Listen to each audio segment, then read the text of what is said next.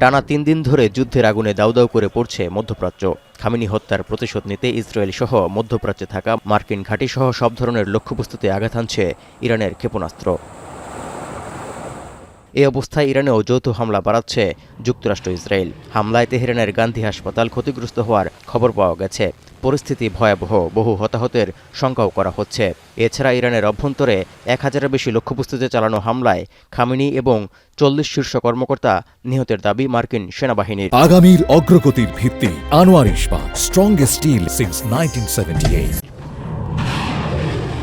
এরই মধ্যে ইসলামী প্রজাতন্ত্র উৎখাত প্রত্যাশী ইরানিদের এখনই সুযোগ কাজে লাগানোর আহ্বান জানিয়েছেন মার্কিন প্রেসিডেন্ট ডোনাল্ড ট্রাম্প। এমনকি সব লক্ষ্য অর্জন না হওয়া পর্যন্ত ইরানে নজিরবিহীন হামলা অব্যাহত থাকবে বলেও হুমকি দিয়েছেন তিনি।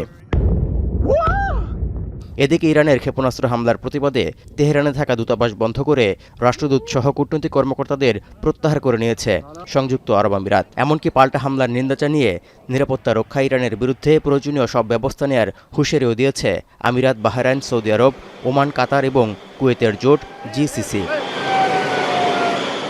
ইরানের প্রতিরক্ষামূলক হামলার জন্য যুক্তরাষ্ট্রকে যুক্তরাজ্যের ঘাঁটি ব্যবহার করতে দেওয়ার ঘোষণা দিয়েছেন প্রধানমন্ত্রী কিয়ার স্টারমার।